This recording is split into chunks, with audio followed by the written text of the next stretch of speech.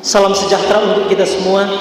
Saudara-saudara yang dikasihi Tuhan Yesus Kristus, Israel pada awalnya utuh, dipimpin oleh 3 raja secara berturut-turut. Satu, raja pertama siapa? Raja Israel pertama siapa? Saul.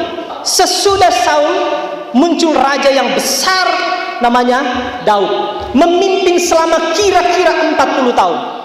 Sesudah Daud mati, anaknya menggantikan dia. Siapa Daud anak yang jadi raja kemudian? Salomo, memerintah Israel selama kira-kira juga 40 tahun. Dalam catatan para ahli, kira-kira dia memerintah Israel selama 40 tahun, dari tahun 970 sebelum Masehi sampai 930 sebelum Masehi. 40 tahun dia memerintah. Tetapi di akhir-akhir pemerintahannya, Tuhan mengancam dia, kalau engkau terus melakukan kejahatan, maka bangsa ini akan terpecah-pecah. Tetapi apa yang terjadi? Salomo memang dikenal dengan raja yang bijaksana, raja yang berhikmat, raja termasyhur sepanjang Israel. Tetapi di akhir hidupnya, dia mengecewakan Tuhan. Dan akibatnya Tuhan menghukum dia dengan cara kemudian Israel terpecah-pecah di akhir pemerintahan Raja Salomo. Kira-kira di penghujung akhirnya, dia mulai makin tua dan muncul kalimat yang sangat menyedihkan kalau orang baca. Tuhan yang pilih dia, Tuhan yang tetapkan dia, Tuhan yang jaga dia. Tapi di akhir pemerintahan Salomo muncul ayat-ayat begini: aku menyesal telah memilih engkau. Tuhan menyesal telah memilih Salomo. Maka prinsipnya, Tuhan tidak pernah salah memilih kita. Sekali lagi, Tuhan tidak pernah salah memilih kita. Tetapi jangan membuat Tuhan menyesal karena telah memilih kita. Maka Tuhan menyesal telah memilih Salomo, dan Tuhan mengancam kerajaan ini akan terpecah-pecah. Maka waktu Salomo mati, anaknya, jadi dia mati kira-kira, atau dia mengakhiri masa kepemimpinannya kira-kira tahun 930 sebelum Masehi. Jadi 2000 lebih tahun, 2900 tahun yang lalu. Sesudah dia mati, anaknya menggantikan dia, Rehabeam. Belum lama dia anak memimpin, kira-kira tahun 930 atau 31 sebelum Masehi, muncul pemberontakan.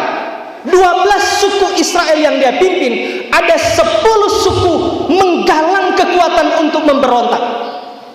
Akhirnya 10 suku Israel membentuk, yang memberontak Pak Rehabeam anaknya Salomo, membentuk kerajaan Israel Utara, yang tetap menyebut diri Israel atau kadang-kadang disebut Efraim. Lalu tinggal 2 suku, yaitu Yehuda dan Benyamin, yang membentuk kerajaan Israel Selatan atau kadang-kadang disebut kerajaan Yehuda. Pecah sejak tahun itu, kira-kira 930, pecah ini kerajaan. Perpecahan ini tidak justru mendatangkan kebaikan, tapi justru mendatangkan kesalahan-kesalahan yang makin fatal. 10 kerajaan yang membentuk satu kerajaan di Israel Utara makin terang-terangan melawan ketetapan-ketetapan Tuhan. Mereka makin menjauh dari ketetapan-ketetapan Tuhan. Bahkan dalam penentuan raja, ini kepala-kepala suku, kepala-kepala prajurit saling bertempur untuk mendapatkan kekuasaan. Bahkan raja-raja di Israel Utara membolehkan umat Israel menyembah berhala-berhala. Makin jengkel hati Tuhan. Lalu Tuhan mengutus nabi-nabi, ingatkan mereka, kalau mereka tidak bertobat, aku akan menghancurkan mereka. Kalau mereka tidak bertobat, aku akan membuat mereka luluh lantang. Aku akan memukul mereka sekalipun mereka biji mataku. Tapi Israel Utara makin jahat, dan pada akhirnya kira-kira tahun 722 sebelum Masehi muncul satu kekuatan bangsa yang besar, namanya bangsa Asyur, yang menghancurkan kerajaan Israel Utara. Sejak itu Israel Utara tidak ada lagi. Tahun 722 dihancurkan.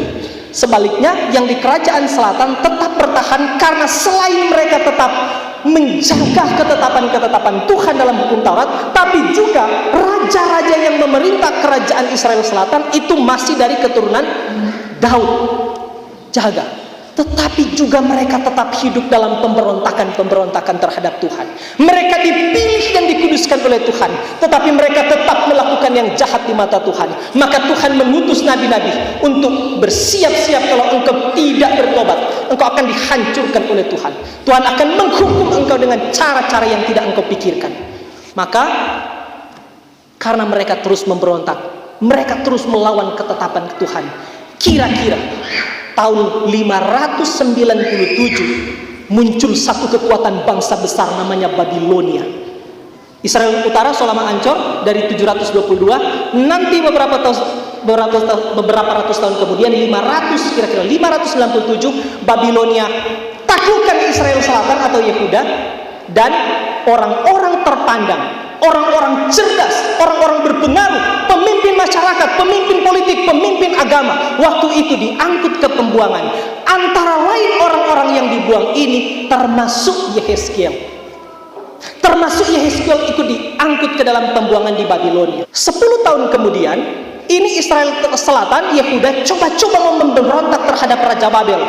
10 tahun kemudian, kira-kira 587, marah ini Raja Babel, lalu dia hancurkan kerajaan Israel Selatan. Bahkan Bait Allah di Yerusalem dihancurkan. Dan pembuangan yang kedua makin besar. Dan mereka ada di Babel kira-kira 50 tahun. Nah, selama dalam proses pembuangan inilah Tuhan mengutus Yehezkiel yang baru orang baca. Saya mau supaya kita mengerti sejarah, supaya betul-betul pemahaman kita terhadap firman Tuhan betul-betul akurat. Di masa pembuangan inilah jadi berita-berita yang kalau orang baca 48 pasal dalam kitab Yehezkiel adalah berita-berita yang disampaikan di masa-masa mereka ada di dalam pembuangan di Babilonia. Yehezkiel salah satu nabi yang ikut diangkut ke dalam pembuangan, lalu di sana Tuhan memakai dia untuk menjadi penyambung lidah Allah. Kitab Nabi Yehezkiel sama dengan kitab-kitab nabi-nabi yang lain. Ada 3 ciri khas yang menonjol dari kitab nabi-nabi. Yang pertama, kecaman atas dosa. Yang kedua, seruan pertobatan. Yang ketiga, janji keselamatan dan pemulihan. Sekali lagi, ada 3 ciri yang menonjol. Semua kitab nabi-nabi, termasuk Yehezkiel, 3 ciri yang menonjol itu: 1, kecaman atas dosa. Yang kedua, seruan pertobatan. Yang ketiga, janji keselamatan dan pemulihan. Maka sebaliknya, dalam teologi ini ada pikiran tidak mungkin ada pemulihan, tidak mungkin ada berkat, tidak mungkin ada pemulihan dan mengutuhkan kembali, tidak mungkin ada keselamatan kalau tidak ada pertobatan. Tidak mungkin kita akan melihat pemulihan. Kita tidak mungkin melihat bangsa yang diberkati. Tidak mungkin gereja diberkati. Tidak mungkin rumah tangga diberkati kalau tidak dimulai dari pertobatan.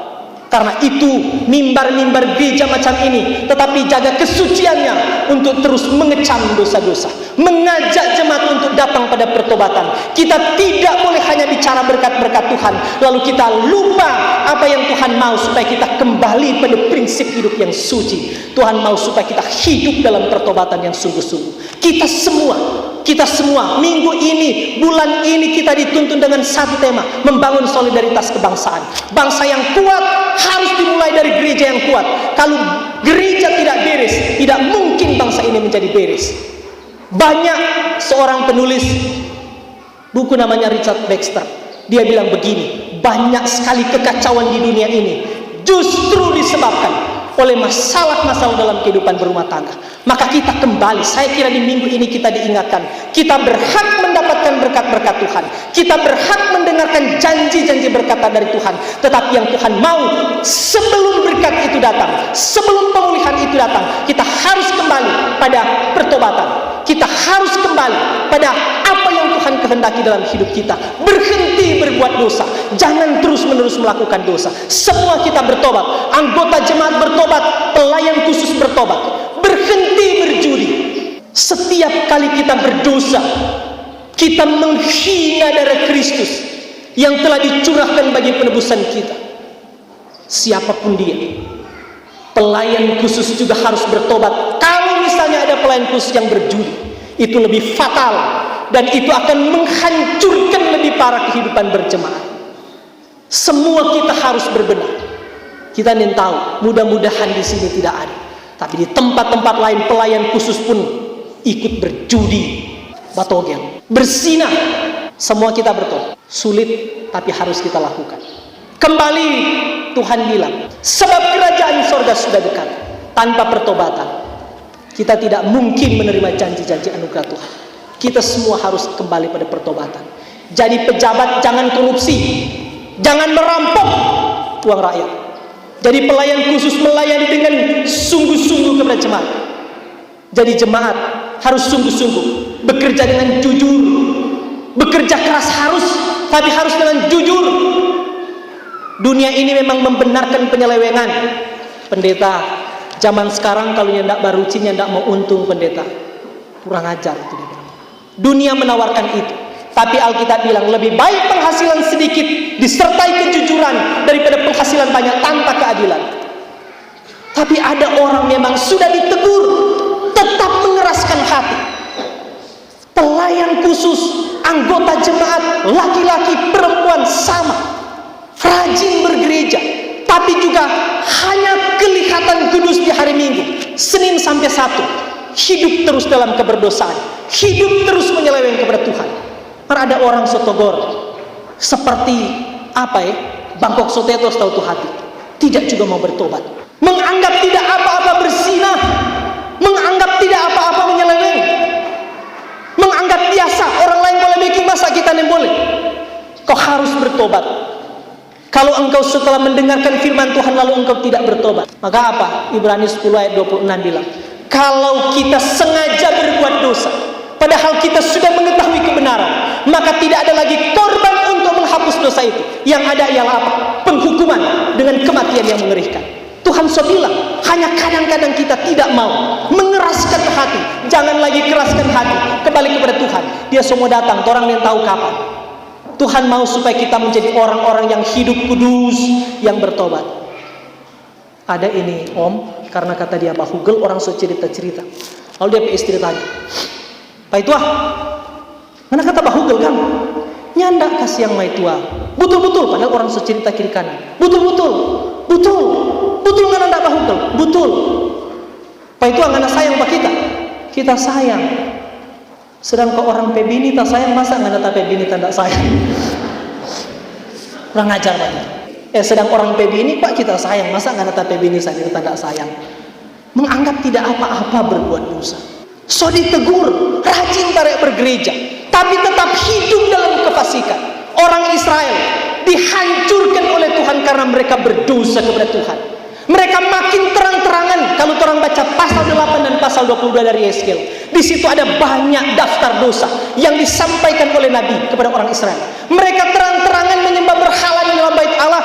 Mereka terang-terangan berzina, bapak mantu berzina dengan anak mantu, orang pelaki berzina dengan orang pebini, orang laki-laki berzina dengan perempuan lain yang bukan istrinya.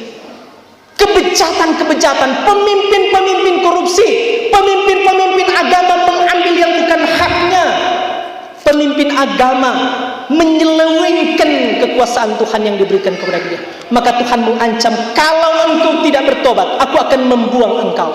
Dan betul, karena mereka mengeraskan hati, Tuhan izinkan bangsa yang dibenci Tuhan untuk menghancurkan mereka. Tuhan membenci dosa, tapi Tuhan mencintai orang berdosa. Dia mau supaya kita kembali kepada Tuhan. Semua orang berdosa. Saudara-saudara, saya kira kita semua ingat satu kali perempuan yang berzina, lalu orang-orang menangkap dia, lalu mereka membawa dia kepada Yesus. Lalu orang-orang itu bilang, guru, kami mendapati perempuan ini berzina dengan yang bukan suaminya. Menurut hukum Yahudi, dia harus dilempar dengan batu sampai mati. Tapi apa Yesus bilang? Siapa yang tidak berdosa di antara kamu, lebih dulu lempar dengan batu. Apa yang terjadi? Satu demi satu, dari orang muda sampai orang tua, perlahan-lahan meninggalkan perempuan itu. Tidak ada yang berani melempar dia, karena mereka sadar mereka berdosa. Lalu perempuan itu merangkak ke kaki Yesus dan menangis. Dia kira dia akan mati di hari itu. Tetapi Yesus bilang apa? Aku pun tidak akan menghakimi engkau. Tapi apa kalimat penting yang sangat penting? Yang terakhir Yesus bilang, pergi dan jangan berbuat dosa lagi. Tuhan mau, sekali lagi, kita para pendosa. Tuhan membenci dosa, tapi Tuhan mencintai orang berdosa. Tuhan mau supaya kita bertobat, kembali kepada Dia. Jangan lagi keraskan hati. Ini soal mengeraskan hati, saudara-saudara. Ada kata ini syamas, Pak. Memang sota lalu. Pakai jus Syamas ya supaya jemaat tidak tersinggung. Syamas ini pendeta lele memang sota lalu. So banyak orang pekeluhan tentang ini Syamas kan. Memang sota lalu brengsek, sota lalu kurang ajar. Dong sokaman si Syamas kemai. Maka datang hari Minggu, pendeta khotbah dengan keras. Dia khotbah dengan tajam. Dia khotbah seperti singa. Padahal dia bermaksud tuh mas tuh Syamas ini. Pe amin kamari turun dari mimbar kata tuh Syamas langsung dola. Dia bilang apa pendeta? Syamas. Padahal pendeta ada sapu tadi di mimbar tuh Syamas ini. Mari dia dola apa pendeta, kon dia bilang, pendeta, mantap tuh khotbah tadi. Bagus. Cocok for dorang. Pendeta bilang enggak barasa. Zekan dekti menang, aku orang ajar. Kok making bagaimana? So sapu ba dia tarik dapu cucuk. Bagus. Mantap, luar biasa. Cocok for dorang. Ya tunjuk jemaat, cocok for dorang. Pendeta bilang mau bagi mana ini supaya dia dengar. Pendeta bilang nanti Jok, mudah-mudahan minggu depan ada kesempatan lain. Pendeta bilang dalam hati, minggu depan kamari apa yang terjadi? Masih jam 2 hampir siang, so hujan keras minta ampun. Pagi kamari cuma pendeta dan tu Syamas dah masuk gereja. Apa pendeta bilang? Pas-pas. Cuma orang dua kok bang, boleh mau lari ini toh. Cuma dua, pendeta dan tu Syamas masuk gereja. Memang so tunggu, so saya ondo sampai jam 10, tetap hujan keras. Semua orang tidak datang kecuali tu Syamas karena dia rajin, dan tu pendeta karena mau bakadi. Lalu cuma orang dua, pendeta pimpin berapi-api, mengecam dengan keras dosa-dosa yang dilakukan. Apa yang terjadi? Pe amin kamari, dia dola di pinggir mimbar tu pendeta pun dia bilang, pendeta, mantap. Bagus tuh khotbah. Sayang orangnya enggak ada. Kurang ajar. Wah, ada orang begitu. So tegur, so terang-terangan, so bujuk. Paknoven, pakaupian, sama, tetap keras hati. Agama Kristen macam apa itu? Nah, kurang orang dua reken loh. Pendeta bilang pas-pas. Pendeta tera lepa dia toh. Pe amin kamar dia bilang, pendeta, mantap, bagus tuh khotbah. Sayang orangnya enggak ada. Ada orang berpikir ini khotbah cuma cocok for orang, bukan kita. Maka dia tetap menjadi orang angkuh, orang sombong, merasa diri suci. Bertobat saudara-saudara. Kita kembali pada hidup yang benar. Tuhan mau supaya kita hidup dalam kekudusan. Bangsa ini akan diberkati kalau gerejanya beres. Gereja ini akan diberkati kalau rumah-rumah tangga kita benar. Rumah tangga kita hidup kudus, dan rumah tangga diberkati kalau kita pribadi-pribadi hidup dalam pertobatan. Hidup dalam pertobatan, mengampuni juga orang-orang yang bersalah kepada kita. So tak lalu sakit pendeta kita di hatinya, tidak mungkin kita mau mengampuni dia. Biar jo kita. Kan pendeta ada bilang di Alkitab, 2 hukum yang terutama. Kasihilah Tuhan Allahmu dengan segenap hatimu, dengan segenap jiwamu, dengan segenap akal budimu. Itu hukum yang terutama dan pertama. Kan dia bilang pendeta hukum kedua mengasihi manusia. Boleh toh kita cuma ambil hukum pertama? Maka ada orang mungkin waktu berdoa Bapa kami begini, orang lain berdoa begini, dan ampunilah kami seperti kami pun mengampuni orang yang bersalah pada kami. Mar dia karena dia menyimpan amarah, benci dan dendam kepada orang, mungkin di mulut begini, dan ampunilah kami seperti kami mengampuni orang yang bersalah pada kami. Mar mungkin di hati begini, dan ampunilah kami walaupun kami tidak mengampuni orang yang bersalah pada kami. Itu brengsek dia bilang. Sulit, tapi itu yang Tuhan mau. Satu kali saudara-saudara, ada ini nyongdeng dona sesudah dorang kawin, jadilah rumah tangga yang orang Arab bilang sakinah mawaddah warahmah. Rumah tangga yang hebat, yang diberkati.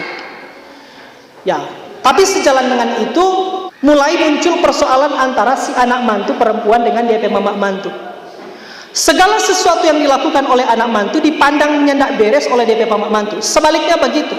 Semua yang dilakukan DP mamak mantu dianggap salah oleh DP anak mantu. Maka mulai mereka konflik secara batin. Maka DP mamak mulai pergi ke orang-orang PCP saudara-saudara bercerita. Ini kita pe anak mantu tidak beres. Susah kawin kita pe anak. Begitu lagi dia tu anak mantu ini pi bercerita ke orang. Kita pe soy leda kawin dengan tapi laki ta saya merta pe mamak mantu soy. Lalu sudah, karena makin parah dorang pe konflik, maka muncul niat jahat dari si anak mantu. Apa dia bikin? dia berencana untuk meracuni dia pe mama mantu. Maka kebetulan dia pe om kata bekerja di apotek.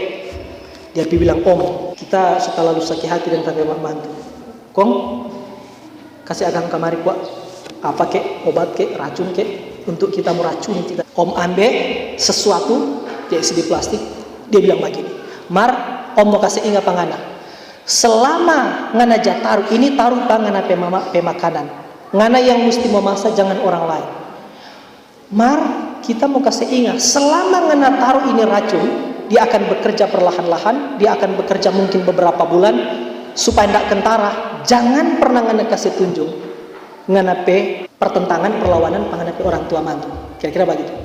Ngana mesti layani dia baik-baik, ngana mesti kasih tunjuk tuh supaya kalau dia mati, orang tidak akan curiga kalau ngana yang bunuh ngana pe.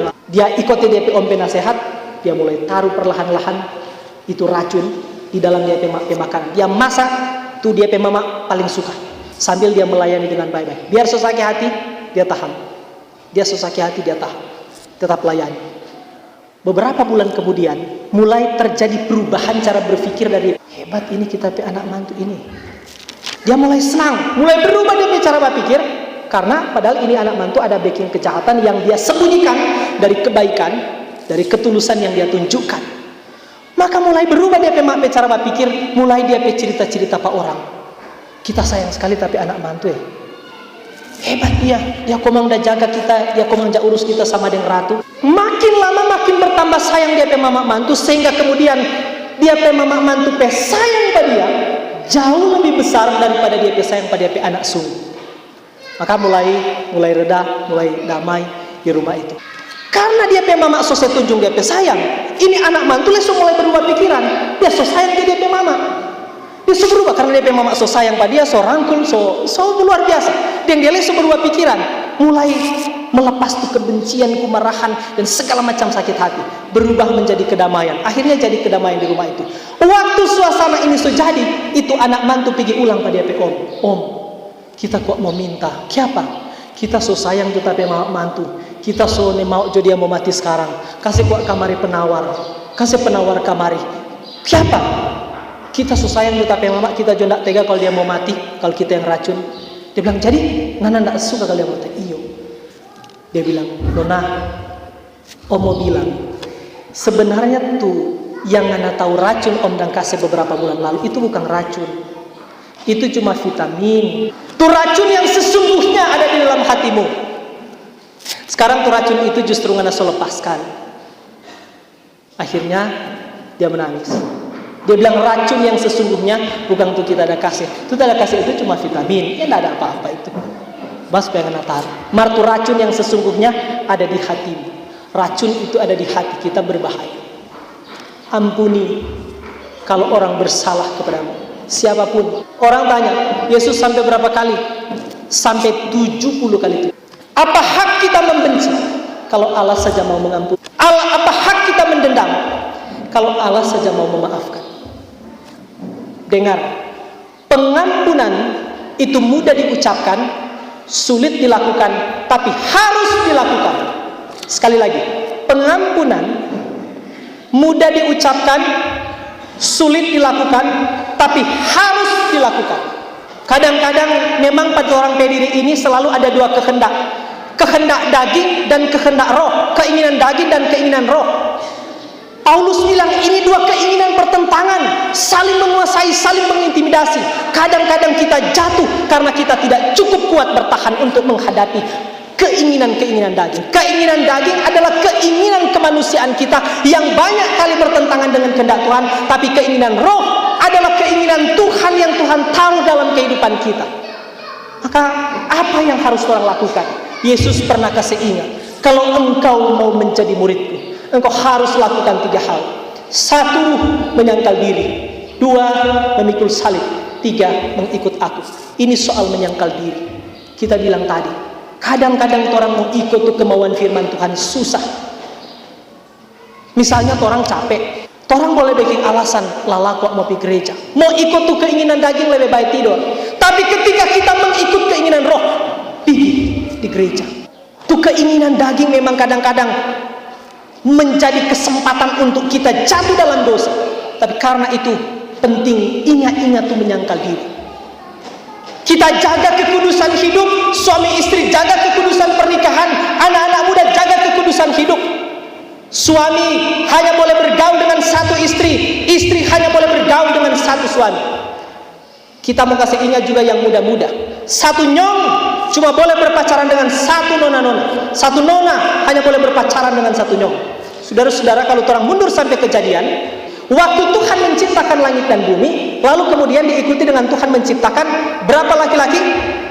Satu. Berapa perempuan? Satu.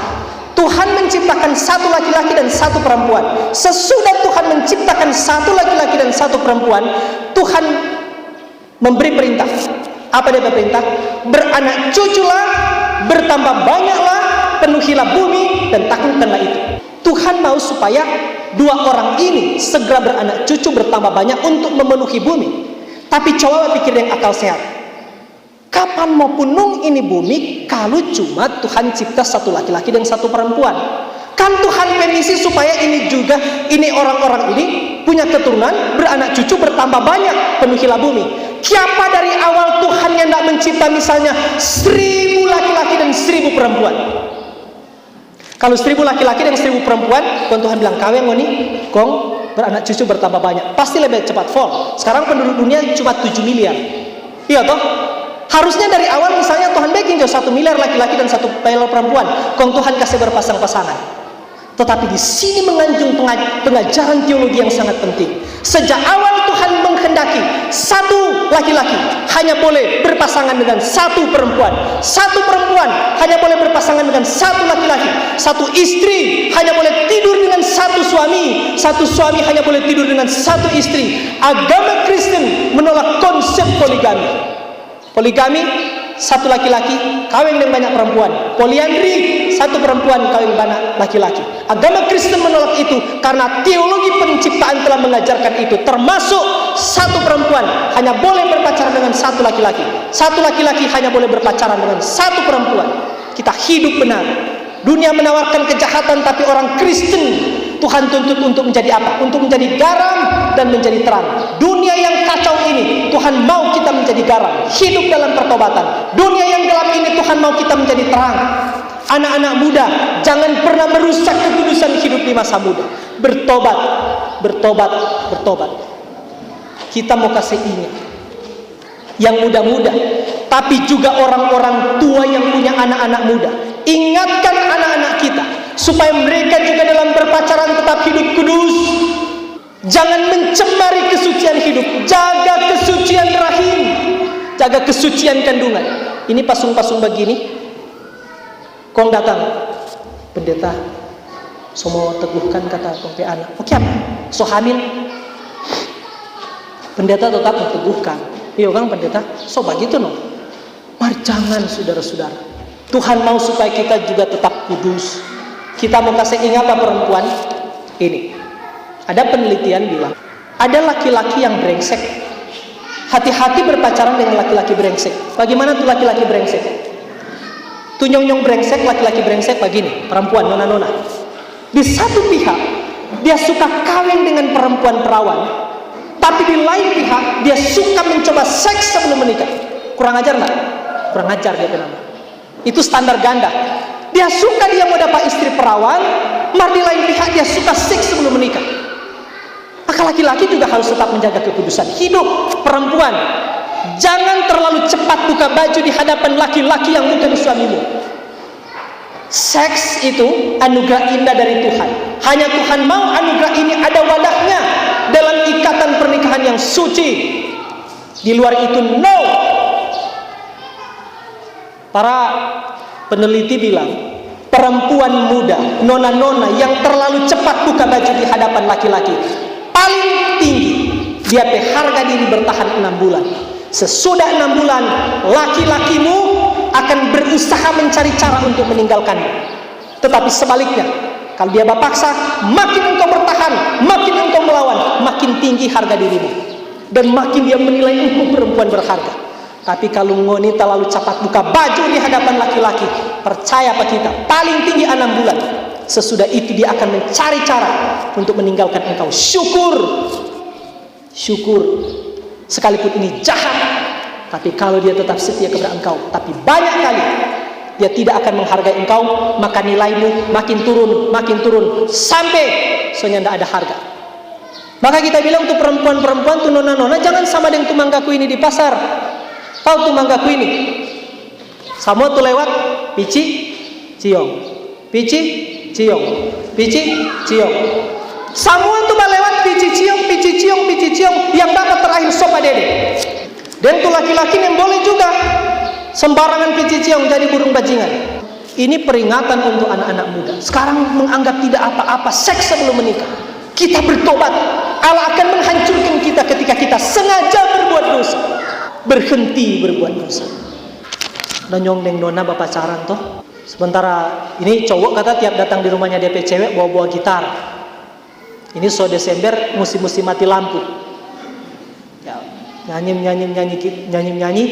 Satu malam dia datang lagi, dia bawa DP gitar bertamu pada DP nona. Kong dia nyanyi apa? Aku masih seperti yang dulu. Kon dia bilang, ini Johnny dan Yeni. Johnny nyanyi, aku masih enggak bermaksud ke agama Johnny, sorry ya. Ini kita yang tahu dapat ambil dari mana ini nama. Ini cowok Johnny, ini cewek Yeni. Hah? Kita sorry kalau ada nama sama, minta maaf yang tidak sengaja. Hal dia menyanyi, aku masih seperti yang dulu. Dia bilang, Yeni bilang, Johnny, ganti lagu kuat. Aku dulu saya menyanyi kamari. Kok mati lampu? Yang mati lampu tuh Yeni langsung takut. Dia bawa Pak Johnny, kong Johnny bagi lagi. Jangan kamu takut, aku adalah. Apa yang terjadi sesudah itu? Terjadilah hal-hal yang diinginkan, yang tidak diinginkan. Dia bilang, Johnny, ganti lagu kuat. Apa Johnny pe lagu?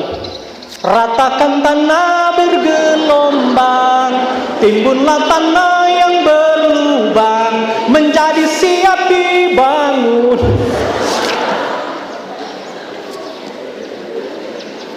Tiga bulan kemudian terlambat haid si Yeni, hamil, telepon, soalnya ndak ada kabar si Johnny. Memang bukan orang satu kampung, dia sopi mana, so ganti nomor. Telepon yang Anda tuju berada di luar jangkauan. Nah, selesai. Makin hari makin besar dia pepoot, nyanda ada yang bertanggung jawab. Terakhir dia menyanyi, ngana satu-satunya burung yang kita sayang, ternyata ngana burung bajingan, ngana rasa. Hah? Laki-laki, hati-hati kalau engkau jadi burung bajingan. Bertobat, jaga kekudusan hidup di masa muda, jaga kesucian rahim. Jangan engkau mencemari, orang bacaan minggu lalu, jangan engkau mencemari tempat tidur. Orang-orang pesina, orang-orang sundal akan dihakimi Allah. Maka bertobat, jangan pernah melawan ketetapan-ketetapan Tuhan. Jaga kekudusan hidup di masa muda. Percayalah, dengar ini anak-anak muda, percayalah, laki-laki yang baik akan dipantaskan Tuhan dengan perempuan yang baik. Perempuan yang baik akan dipantaskan dengan laki-laki yang baik. Amin. Tuhan akan memantaskan perempuan yang baik dengan laki-laki yang baik. Tuhan akan memantaskan laki-laki yang baik dengan perempuan yang baik. Maka jaga kekudusan hidup. Makin engkau menjaga kekudusan hidup, makin tinggi nilainya, makin berharga engkau, makin engkau dikejar-kejar. Tapi makin engkau tidak menghargai kekudusan hidup, makin rendah, makin tidak bernilai, makin engkau tidak dihormati. Maka jaga kekudusan hidup. Semua kita telah berbuat dosa. Maka apa yang harus kita lakukan? Bertobat. Tuhan mau kita kembali kepada Dia, hidup dalam kekudusan, hidup dalam pertobatan. Kita tinggalkan dosa-dosa kita, Pelayan khusus kembali pada semangat pelayan yang benar. Anggota jemaat hidup dalam kekudusan, bekerja dengan jujur, jangan korupsi, jangan curang, jangan saling menghancurkan, jangan saling mendengki. Mengampuni, ampuni sesamamu kalau orang berdosa kepadamu. Kembali, sesudah itu baru kita bangun cinta kasih. Kita bertobat, lalu kita bangun cinta kasih. Kita bangun persekutuan, kita bangun semangat pemulihan dalam rumah tangga. Kalau rumah tangga beres, gereja akan beres. Kalau masyarakat beres, masyarakat akan beres. Kita jaga keesaan, persekutuan, kebersamaan kita. Kita menghormati Tuhan dan kita bangun cinta kasih di antara kita. Ini dekat-dekat ini somo pilkada. Hati-hati, jangan karena persoalan-persoalan perbedaan pilihan lalu gereja kita menjadi kacau. Gereja harus berpolitik, tapi gereja tidak boleh berpartai politik. Ini hukum. Banyak orang bilang, oh politik itu kotor. Kalaupun kotor, siapa yang akan bersihkan? Maka Yesus bilang, kamu adalah garam dunia, kamu adalah terang dunia. Orang Kristen harus menjaga kesucian politik. Gereja tidak boleh saling menghancurkan sesama warga gereja hanya karena perbedaan politik, hanya karena perbedaan orang-orang yang kita dukung. Tetap berpolitik dengan santun, tetap berpolitik dengan cinta kasih, tetap dalam semangat membangun kebersamaan.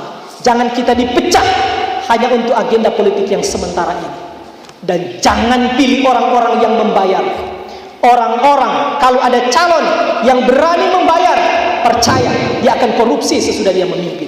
Orang Kristen harus berhati-hati.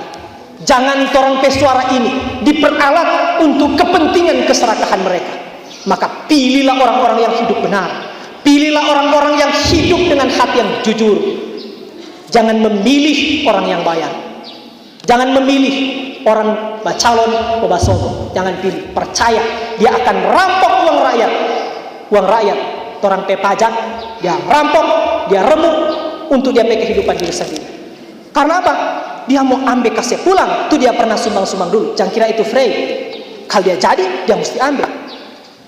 Hati-hati, gereja kita jangan pecah hanya karena agenda-agenda politik. Kita bangun semangat kebersamaan. Kita bilang persekutuan itu sama dengan tumpukan kayu api. Kalau dia cuma satu, dia susah mau nyala. Tapi kalau dia banyak, dia akan kuat. Dan percayalah, kalau kita bangun ini dalam kebersamaan kita, saling menopang, saling menguatkan, saling membangun, Tuhan akan memberkati kita. Allah berjanji kepada orang Israel, kalau engkau bertobat, kalau engkau melupakan dosa-dosamu, kalau engkau tidak lagi memberontak terhadap aku akan mencari engkau, aku akan memanggil engkau, aku akan membawa engkau ke negerimu. Jadi bahkan tuh pemulihan itu bukan datang dari kita. Tuhan berinisiatif untuk dicari pada orang Israel yang tersebar. Dia cari, dia kumpul, dia bawa pulang. Asal ada syarat, engkau harus bertobat. Tidak mungkin ada pemulihan tanpa ada pertobatan. Tidak mungkin ada berkat tanpa hidup dalam kekudusan. Maka kembali kepada Tuhan. Jangan lagi menyakiti hati Tuhan. Saudara-saudara tahu, setiap kali kita berdosa, kita membuat hati Tuhan sakit. Kita membuat pengorbanannya menjadi tidak bernilai. Kita mempermalukan dia. Maka dengan kita berdosa, kita mempermalukan Tuhan. Jangan lagi mempermalukan Tuhan. Hargai kesucian tubuh dan darahnya yang dia telah korbankan. Allah Bapa telah mengorbankan anaknya untuk penebusan kita. Sedikit lagi kita tambah cerita tentang prinsip menghormati pengorbanan Tuhan. Saudara-saudara, ini kejadian dalam keluarga kami, keluarga pendeta. Kira-kira 3,5 tahun yang lalu, waktu itu kita pe istri, dia guru di Motolin, kita di Tondano. Hari Minggu pagi-pagi, orang telepon, Hami pulang dulu. Siapa? Napa tuh terang pe anak yang tua, dia nama Garuda. Napa tuh Garuda data sirang air panas. Singkat cerita, rupanya dia pe oma taruh tuh air panas, baru angkat dari tungku, kong taruh di meja. Ini anak bermain-bermain. Ya oma mau bikin teh masih pagi. Ini anak yang tahu toh, dia ditarik tuh cangkir, tas sirang pak itu anak. Jadi ini tas sirang air panas. Itu waktu itu dia belum 2 tahun, masih 1 bulan lebih sedikit. Soto bajalang dia ini tas sirang air panas, tas sirang sampai di pala-pala. Syukur ada pakai pampers, jadi tuh dia terlewat akang dia pakai kemaluan. Jadi tas sirang ini, karena mungkin dia panas dia gosok, tak kupas. Pak buka tuh baju tak kupas semua ini. maka dibawa di rumah sakit. Kita pokoknya waktu itu Senin tahu diri, kita langsung bawa motor, langsung pergi. Sampai di Amurang kita baru lihat, kita peslot beda warna. Lantaran Marutang itu tak mau cerita. Maksud kita betul-betul kaget dengan suasana itu. Kita sampai kurang baku dapat di Amurang. Ini anak so menangis di rumah sakit. Kalau orang Amurang, orang sementara atur bagaimana ini sota kupas. Ini tangan sedikit, ini apa dia sana sota solo. Di sini, lalu di kaki sebagian. Lalu anak ini menangis terus. Kalau orang semua infus, kita bilang siapa mesti infus. Orang bilang kalau tidak mau infus mau kekurangan cairan. Orang so cucu di kaki tidak dapat, dia urat itu. Cucu di tangannya tidak dapat, so 3 kali cucu tidak dapat, kita semarang. Kita bilang dokter, stop sudah cucu. Oh bapak, kalau tidak mau cucu, tanda tangan ini. Orang tidak bersedia kalau jadi apa-apa. Mari kita tanda tangan. Kita sayang ini, dong so cucu berapa kali yang jarum tidak mau dapat. Mau infus kata supaya jangan kekurangan cairan.